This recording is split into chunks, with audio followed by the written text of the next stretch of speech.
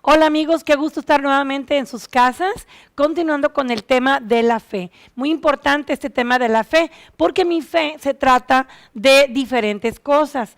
Mi fe se trata en primera instancia de quién es Dios. Yo debo concluir bien acerca de Dios y debo tener un fundamento de cómo creer que Dios es así, en el que yo creo.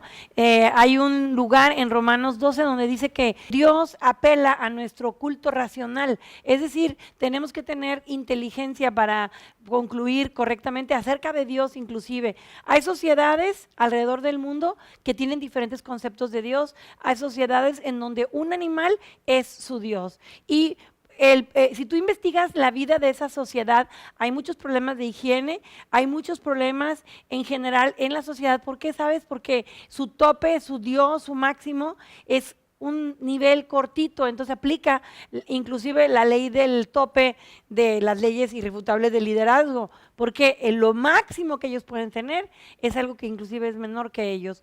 Entonces también hay otras sociedades que no tienen Dios, o sea, que ni siquiera dicen que es un animal, ni siquiera dicen nada, simplemente piensan que no existe, y si no existe Dios, entonces pues ellos son su Dios, ellos son su propio Dios, y su vida y su destino y todas las cosas pues dependen de Él, están en sus propias manos.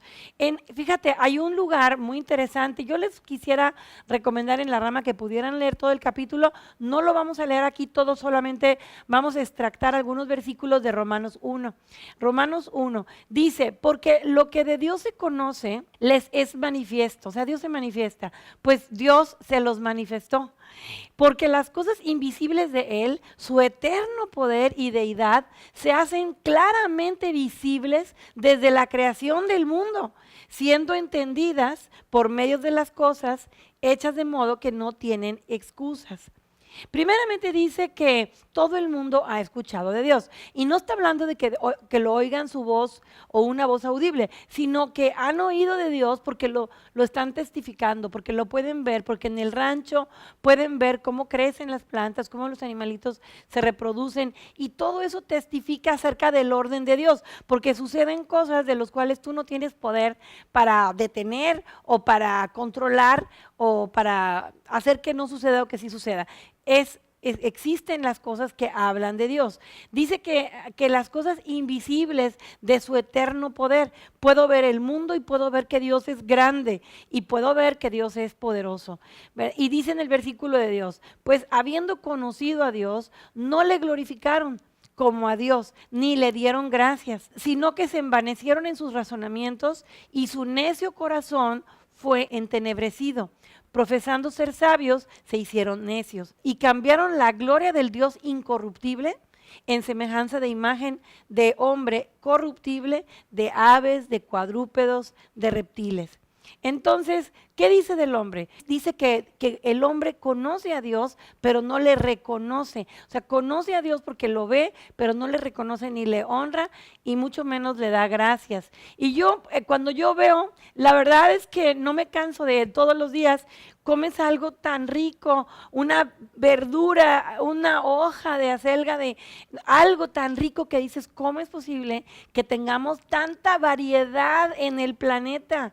Y México está lleno de tanta variedad de fruta, de verdura, de cultura culinaria. Puedes ver y dices tú: wow, de animales, de fauna, de flora, estamos enriquecidísimos. Vas a un zoológico y te maravillas, vas a un lugar, a un planetario, y puedes ver el telescopio, te impresionas de todo lo que hay, y no queda más que exaltar una acción de gracias y decir: wow, Dios, eres tremendo. Y bueno, acá nosotros decimos, y aparte, eres mi papá, eres mi papá. Y entonces, al ver esto, ¿yo qué debo de concluir? Yo debo de concluir que alguien lo hizo, que alguien me dio la vida. Cuando yo veo mi cuerpo, cómo funciona, cómo estamos perfectamente diseñados, te maravillas de lo perfecto que es tu piel, de cómo crece el cabello, la uña. Es maravilloso el cuerpo. Dios nos hizo de una manera perfecta. Nadie puede igualar la hechura nuestra, ¿verdad? Podrán explicarlos los médicos de cómo funcionan las nefronas, cómo funcionan los aparatos en el cuerpo, pero no pueden reproducirlo porque Dios nos hizo de esta manera perfectos. ¿Y qué es lo que me queda a mí por hacer? Pues darle gracias, ¿verdad? Porque Él es el dador de la vida, Él es el que lo sustenta. No puedo no darle gracias. No puedo no reconocer su mano y su poder. ¿Qué pasa si yo fallo en reconocer a Dios? Pues se dice lo que acabamos de leer, se envanece mi razonamiento, se entenebrece mi corazón y me voy a hacer necio por esta implicación. También lo contrario es cierto, si yo honro a Dios y le doy gracias, entonces yo comienzo a ser sabio, yo comienzo a tener revelación. El principio de sabiduría, dice en Proverbios, es el temor de Dios, es el reconocerle. Ahora, ¿qué consecuencia hay de que yo tenga una imagen equivocada de Dios? Si yo tengo una imagen equivocada de Dios, yo voy a tener una imagen equivocada de mí misma. Entonces mi destino va a estar alejado de Dios, ¿de acuerdo? Si tú sigues leyendo Romanos 1, vienen las consecuencias de lo que el hombre hace cuando su conclusión es equivocada acerca de Dios. Empiezan a sufrir deseos desordenados, deseos vergonzosos que deshonran su cuerpo, y podemos ver en la sociedad cómo la gente se destruye siguiendo pasiones no controladas, y todo esto es una consecuencia de no concluir correctamente acerca de Dios. El problema básico es no reconocer a Dios como Él es. Entonces, mi fe, como dijimos en un principio, mi fe se trata de saber quién es Dios. Entonces, es mi responsabilidad conocer a Dios. Entonces te quiero platicar algunas características, unas 3 o 4 características muy importantes, porque tienes que saber en quién estás creyendo, cómo Él es, para que te puedas relacionar con Él de una manera correcta. Número 1, Dios es creador. Dios es creador. Y no solamente Él es el creador, sino también sustenta la creación. Él es el que sostiene todas las cosas. Dice en Colosenses que Él sostiene todas las cosas. Muy interesante, una cápsula informativa. ¿Tú sabes cómo funcionan los átomos? Tenemos el núcleo, está compuesto por neutrones y protones, y luego giran alrededor los electrones. Se mantiene el núcleo cohesionado por las cargas positivas y negativas de los electrones con los protones, de manera que si tiene un peso de 12 el electrón, tiene un peso de 12 el protón, y se mantiene en un equilibrio. Pero la pregunta que se hacen los científicos es, si las cargas positivas se repelan y las cargas diferentes se atraen, bueno, tú puedes entender por qué los electrones no salen volando, porque están atraídos por el protón, electrón y protón. Pero la pregunta que ellos se hacen es, ¿por qué los protones no se repelan los unos a los otros adentro del núcleo? Porque no, tú has tomado los imanes y quieres poner 2 cargas positivas, no las puedes juntar porque se repelan las cargas iguales. Entonces, aquí es donde yo pongo en mi Biblia de que Dios es el que sostiene todas las cosas. Es inexplicable, pero así sucede, y lo tenemos aquí en nuestra vida, en nuestra piel y todo, ¿no? Entonces, Dios es creador, Dios es creador. Además, Él es omnipotente, Él es omnipotente. Él también es omnipresente. Él está en todo lugar y en todo momento. Yo puedo entender cómo Dios va a estar presente cuando nazcan mis tataranietos, donde yo ya no voy a estar. Él va a ser presente. Si tomas tu vida como un libro y tienes diferentes capítulos, o sea, tú ya no puedes estar en esos capítulos, pero Dios puede ver todo el cuadro completo, y Él está presente en toda la humanidad, ¿ok? Se hablan, por ejemplo, del inicio de todas las cosas, del Big Bang, pero, y donde se creó el tiempo y el espacio, pero te digo una cosa, Dios estaba por arriba del Big Bang, por eso Él no se sujeta a el tiempo, Él no cabe dentro de un cronos, dentro de un reloj, ¿no? Entonces, Él no está sujeto a las leyes del tiempo ni del espacio, por eso Él es omnipotente, por eso Él es omnipresente. Las leyes del espacio dicen, si yo estoy aquí, yo no puedo estar allá, sin embargo, Él puede estar al mismo tiempo. Podemos ver inclusive cuando Jesús resucitó, ya resucitado, Él se apareció al mismo tiempo en diferentes lugares con diferentes discípulos, y ahí tú puedes ver cómo la omnipresencia de Dios estaba ya operando en el cuerpo resucitado de Jesús. Aunque Él es un Dios tan grande, ¿Cómo te puedes explicar que Él puede venir a vivir a tu corazón? Pero en Efesios dice que Él habita por la fe en los corazones. En Juan 17 también dice, no se preocupen porque yo me voy a ir, no se pongan tristes porque yo voy al Padre, pero yo enviaré al Padre de regreso y vendremos y haremos morada en ustedes. O sea, Dios es tan poderoso que puede ser manifestado de manera grande y puede ser también el que puede habitar en tu corazón. ¿No le das gracias a Dios que tenemos un Dios tan hermoso, tan grande y tan personal y tan especial y que nos ama tanto? En el Salmo 137, me encanta, dice, ¿a dónde me iré de tu espíritu? Hay gente que anda huyendo, pero ¿a dónde se va a ir sin Dios? ¿A dónde se va a ir? Dice, ¿a dónde huiré de tu presencia? Si subiere a los cielos, ahí estás tú. Y si en el sol, en el Seol hiciera mi estrado, he aquí, ahí tú estás. Si tomare las alas del alba y habitare al extremo del mar, ahí aún me guiará tu mano y me asirá tu diestra. ¿Sabes una cosa? Te quiero asegurar en este momento que Dios nunca, nunca te va a soltar. Y no hay lugar a donde tú te puedas ir, o donde tú te pretendas esconder, que Dios no te vea y te tome y te abrace y te rescate. Por otra parte, en Jeremías 23 dice, ¿soy yo Dios de cerca solamente, dice Jehová, y no Dios de muy lejos? ¿Se ocultará alguno, dice Jehová, en escondrijos, que yo no lo vea? ¿No lleno yo, dice Jehová, el cielo y la tierra? ¿Sabes? Me encanta la Biblia que solita habla la misma palabra de Dios habla de Dios mismo. En Proverbios 15:11 dice, el Seol y el Abadón están delante de Dios. ¿Cuánto más los corazones de los hombres?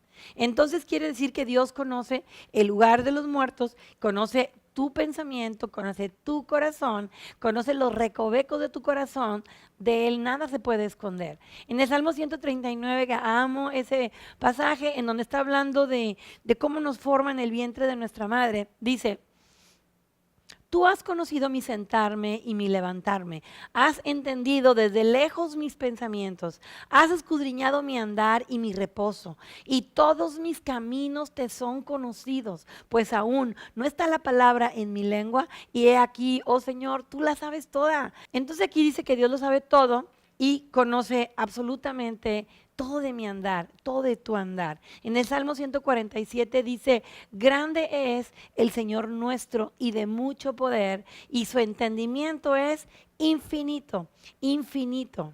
Por otro lado, Dios conoce todos los tiempos. Por ejemplo, en Isaías 46:9 dice, acuérdense de las cosas pasadas desde los tiempos antiguos, porque yo soy Dios y no hay otro Dios. Y nada hay semejante a mí, que anuncio lo por venir desde el principio y desde la antigüedad lo que aún no era hecho.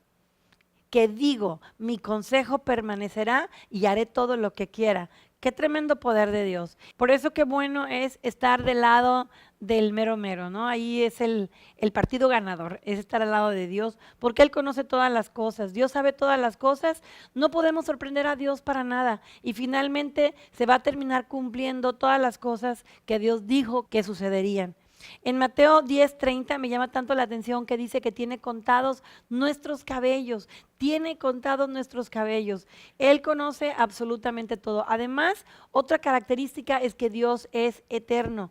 Él es eterno, quiere decir que no tiene principio ni fin. Por ejemplo, en el Salmo 190 dice que antes de que nacieran los montes y se formara la tierra y el mundo, y desde el siglo hasta el siglo, tú eres Dios. Dios ha estado ahí todo el tiempo, desde la eternidad hasta la eternidad, desde el alfa hasta la omega, del principio al fin. No existen momentos en que Dios no existía. Y si juntamos todas estas cosas, podemos ver que Dios es perfecto. Y si Él es perfecto, pues ¿para qué querría cambiar? Entonces, otra característica de Dios es que Dios no cambia. Él es el mismo ayer y por siempre. Dios no cambia. Ok, otra característica de Dios es que Él no puede romper sus promesas. Lo que Él promete que va a hacer, Él lo hace. Por eso he estado repitiendo mucho el 2 Corintios 1, donde dice, todas las promesas de Dios son en Él sí y en Él amén, por medio de nosotros, para la gloria de Dios. Porque lo que Él promete, Él lo cumple, Él no cambia. Lo que Él promete, Él lo cumple. También es que Dios no puede mentir, ¿ok? Dios no puede mentir. En Dios no hay injusticias tampoco, ¿ok? Otra cosa bien importante, Dios no hace excepción de personas. Dios no hace excepción. Él no dice, yo amo más a uno que a otro. Digo, yo me siento consentida de Dios, pero no quiere decir que Dios diga, ella es mi consentida. Yo me siento consentida como el apóstol Juan, que dice, el apóstol a quien Jesús amaba. Jesús nunca dijo, Juan es al que yo amo. Él amaba parejo a todos, pero él se sentía amado. Así tú te puedes sentir especial, te puedes sentir su amado hijo, su amada hija, aunque él no hace excepción de personas y te ama igual que a Jesús. Te quiero concluir con esto. ¿Sabes? Todos sabemos que la fe mueve montañas. Entonces es muy importante tener una fe correcta. Y todas estas características acerca de Dios me ayudan a tener una fe correcta, me ayudan a tener entendimiento, me ayudan a tener revelación, me ayudan a tener luz y poder caminar en mi propósito con una dirección correcta de parte de Dios. No se te olvide hoy, antes de terminar la reunión, reconocerle en todos tus caminos, agradecerle todo lo que ha hecho hasta hoy, como en todas las etapas de tu vida, Él ha estado contigo. ¿Cómo no amarlo y cómo no servirle? Medita en esto y nos vemos la próxima semana. Que Dios te bendiga.